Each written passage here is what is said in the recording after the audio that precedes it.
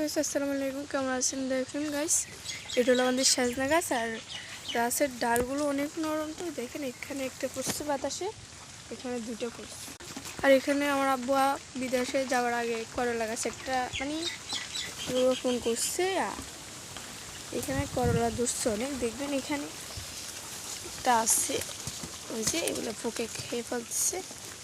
আরও দেখেন এই জায়গায় একটা ছোট্ট ধরছে, একটা ছোট্ট, আরও একটা ধরছে, ওই দেখা যাচ্ছে ওই এই জায়গায়। একদম কি বলবো, আমার পেয়ারা গাছটাকে নষ্ট করে দিচ্ছে এইগুলো লতায়।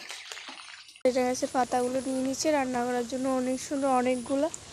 আর বৃষ্টির কারণে আমি তো ছাতা নিয়েই চলে আসছি। দেখেন টুকু ভিডিও করতেছে আপনাদের জন্য, আপনারা তো আমাকে সাবস্ক্রাইবারও করেন না। আর এটা হলো পেঁপে গাছ, দেখেন অনেক সুন্দর।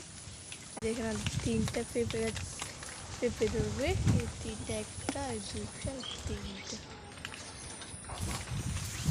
কারণ দেখুন তো আমাদের রাত্রি ছুটি গাছটা একদম পরে ঘুমোচ্ছে তাই।